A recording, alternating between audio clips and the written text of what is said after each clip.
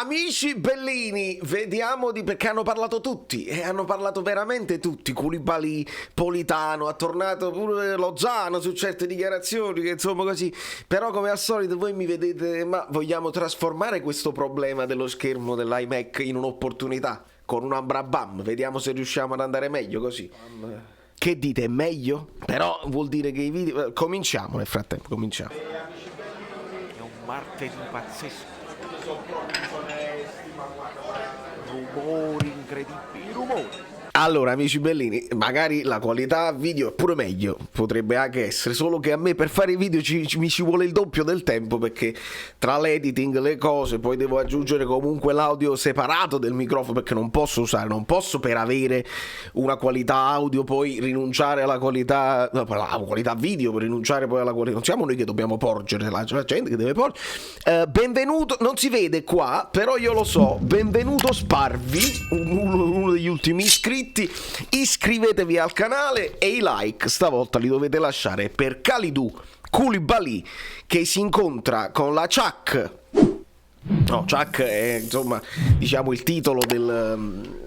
perché DAZN fa queste interviste, fa dei paralleli cinematografici anche così discutibili, però chakra, no? Il famoso suono onomatopeico della Chuck, del Chuck, intendo, della cosa, non fate cose cringe, battute cringe, Chuck si gira, e se non vedi non girarti, perché poi il caffè, Koulibaly offre il caffè, non Starace, è lui che offre il caffè alla Liotta, la diletta Leotta, e tutte le battute che si sprecano, ma a noi interessano altre cose, interessa l'approfondimento, interessa certe scelte di risposte che dà Koulibaly. Poi com'è straordinario, perché noi apprezziamo il linguaggio di Spalletti, alcune scelte proprio comunicative, ma per Spalletti è più facile, lui nasce in Italia e quindi può sfruttare anche la conoscenza della lingua. Koulibaly deve pensare in una lingua, deve tradurlo in un'altra, deve poi comunicarlo in un certo modo.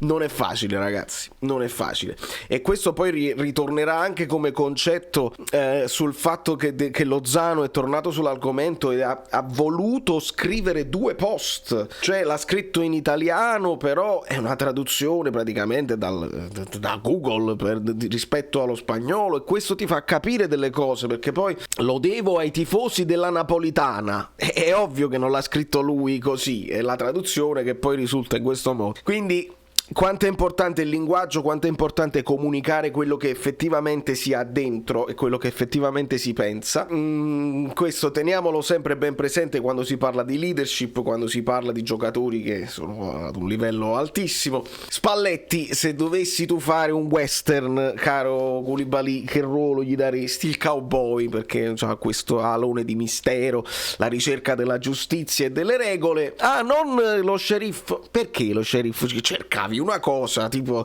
lo sceriffo di ferro, no, non lo sceriffo è sempre avuto poi un'accezione negativa quando lo passi nel calcio, no? Lo sceriffo, le regole di ferro anche un po', no, antipatico, no, cowboy, figura positiva, ma si prende l'Oscar Spalletti subito quando dice il titolo del film che uscirà l'estate prossima, In memoria di Maradona. Cioè lui non pensa a se stesso, non pensa in questo momento al percorso che sta facendo il Napoli. Uno poteva pensare a un titolo, visto, abbiamo vinto lo scudetto, oppure ci abbiamo provato fino alla fine, oppure la lotta per lo scudetto. No, lui la prima cosa che pensa è In memoria di Maradona. Cioè, di che stiamo parlando? Fratomo, tu sei proprio Fratomo, e devo capire perché Fabio Versatile mi stimola con i nuovi hashtag, i probabili titoli, perché qualche cosa me la sarò persa, ho visto un'anteprima, ma non posso tenere pure DAZN, ma quanti abbonamenti devo tenere per seguire tutte le cose del Napoli? Me le dite voi nei commenti, le cose che sicuramente mi sarò perso, perché capita, e non è colpa mia. Poi se vogliamo accennare anche, perché poi Politano è stato poverino, Politano poteva avere un pochino le luci della ribalta, no? Con le interviste subito, poi è arrivata l'intervista di Koulibaly e quindi l'intervista di Politano a Kiss Kiss perde un pochino di valore storico, no? Di cronaca, però vabbè, ha detto tutte cose importantissime Giustamente, ma non è colpa sua, assolutamente. Matteo è uno di noi. Tra l'altro lui dice, ci ricorda, non è importante chi segna, è un gruppo straordinario, questa è una cosa importante, non è banale che l'abbia voluto dire proprio, sai, anche a margine di quello che è successo con Lozano. Il singolo non è mai importante quanto il gruppo, questa è una cosa importante.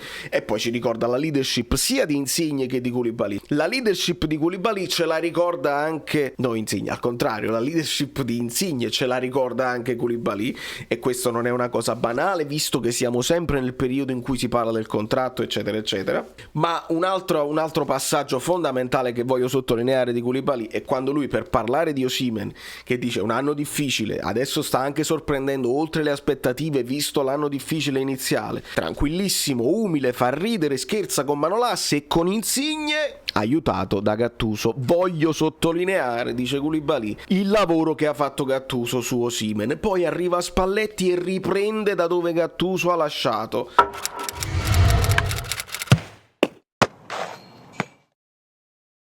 Signori, questo significa alzare il livello, non perché io sono d'accordo e quindi Koulibaly mi sta dando ragione. Significa alzare il livello, questo è un messaggio che deve arrivare un po' a tutti, addetti ai lavori e non, e tifosi.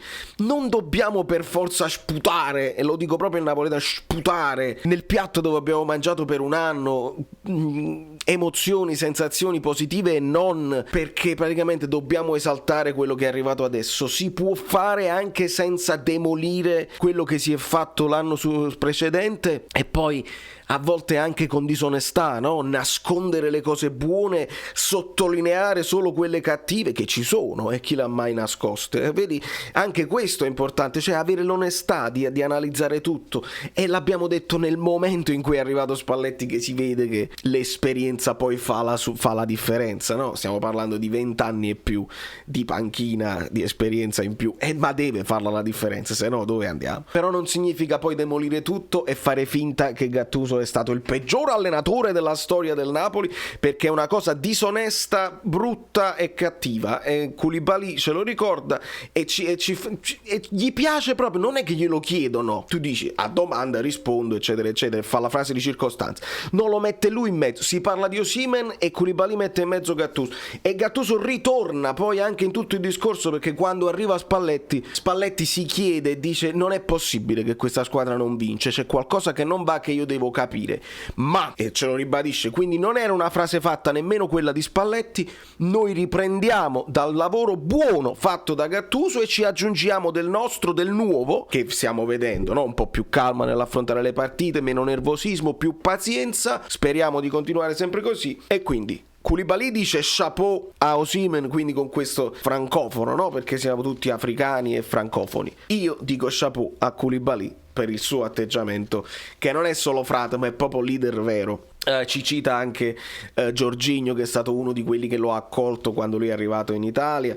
Insigne ha fatto la storia e ci siamo. La scelta alla Francia e il Senegal, lui a un certo punto dice guardate che umiltà Koulibaly, dice magari se io avessi scelto la Francia e avessi giocato magari quel mondiale non l'avrebbero vinto. Penso un po' come umile, straordinario. Come lo chiamano? Lo chiama Sua Maestà, lo chiama generale, a me piace di più essere chiamato comandante, e poi lui invece chiama papà tutti gli allenatori, o meglio sono i suoi compagni che dicono tutti gli allenatori sono dei papà, perché comunque giochi sempre, è chiaro, figurati se Koulibaly viene messo in discussione nell'11 titolare da chi che sia, su questo non c'è problema. Poi c'è un passaggio anche sul razzismo, dove lui ringrazia insomma le parole di Chiellini, dice che comunque sono amici fuori dal campo. Chiellini ha avuto parole di circostanza anche sul fatto del razzismo, e ricorda l'episodio dove Irrati all'epoca fermò quel Lazio-Napoli 0-2 per cori reiterati eccetera eccetera, e Koulibaly dice comunque si stanno facendo dei passi avanti.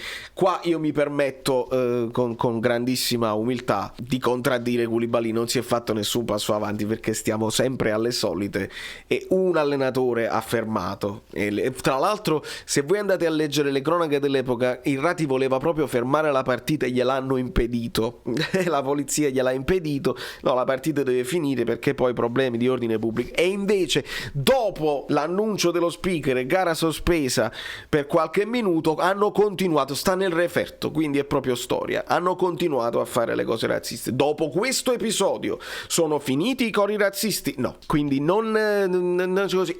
Anzi, mi dispiace dover sottolineare una cosa che io non ricordavo dall'epoca. Pioli, all'epoca allenatore della Lazio, disse no, non sono proprio d'accordo a fermare la partita, è un errore fermare, perché poi sottolinei quelle cose dei pochi stupidi che non devono essere sottolineate. Pioli, siamo migliorati? No. Allora bisognava fermare proprio la partita, e se comincia proprio a fermare tutte le partite, ma fermare veramente, cioè sospesa, e te ne vai a casa, e per colpa di quei pochi stupidi ci vanno in mezzo anche gli altri tifosi eccetera eccetera, se ne comincia a parlare seriamente. È migliorato, stiamo parlando da prima di Maradona, ma Maradona cominciò a farlo sottolineare a livello internazionale, siamo nel 2022 quasi, è migliorato? Mi dispiace, non credo proprio. Insomma, ragazzi, in conclusione, voi mi direte se ci sono altre cose. Per quanto riguarda Lozano, scrive questo post su Instagram. Poi Lozano non è una persona molto social, bisogna dire la verità, non posta molto,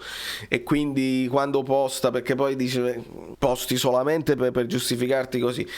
Non voglio alimentare questa polemica. Quello che ho detto nel video precedente di ieri mi sembrava abbastanza chiaro. Qualcuno l'ha capito bene, qualcun altro non l'ha voluto capire.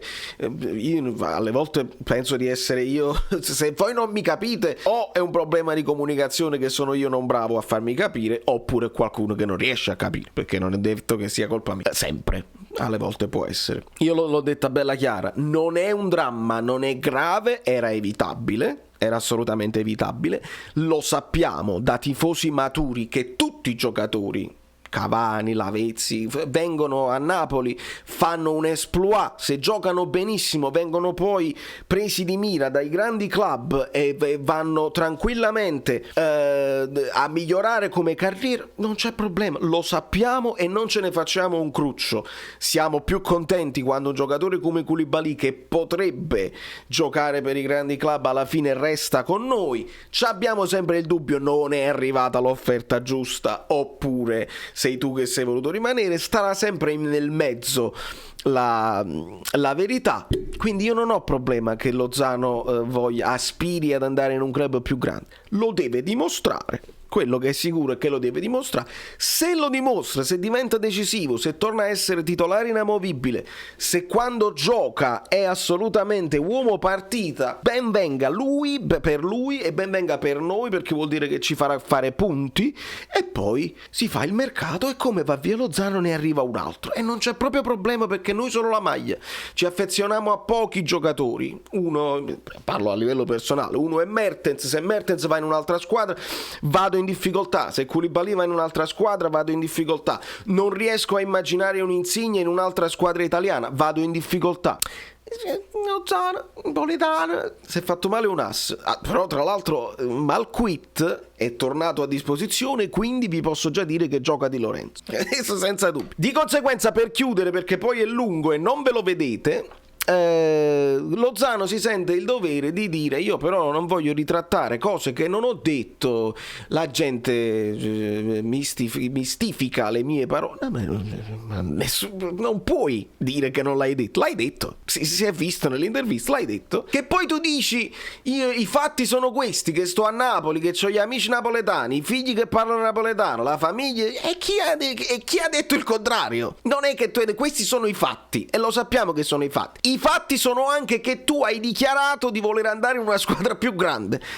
Ma come fai a negarlo? Non devi negare niente. Quindi ben venga un avvicinamento a dire: io lotto per la squadra, per la mia squadra, difendo la città, insomma, evitiamo questi discorsi, ma difendo questi colori finché sto a Napoli, e va benissimo, e così noi li vogliamo. Una cosa è dire: non devo ritrattare niente perché mistificate le mie parole. Non c'è niente da mistificare, caro Irving. Hai detto quello che hai detto, te lo tieni, e se arriveranno delle reazioni da parte dei tifosi a certe giocate che prima erano magari più morbide, perché ci ricordiamo il bene che hai fatto l'anno scorso, e adesso saranno meno morbide, purtroppo ognuno è autore del proprio destino. Da New York, Valerio Fluido è tutto, arrivano 5600.000 notifiche, perché poi quando fai il video col telefono uno si distrae perché arrivano le notifiche sotto. Voi vi iscrivete sul canale Telegram, lasciate i like che vi siete dimenticati, vabbè, non si può fare, non fa niente, non fa niente. Ciao, sono Saveria Solida. Se arriviamo a 15.000 iscritti su YouTube è una cosa di cortesia, ma secondo me dovreste seguirlo anche su Instagram, @ValerioFluido. Fa tutte queste cose credi. Sei iscritto pure a TikTok. Niente più, dai, basta, sei cringe. Quante cose.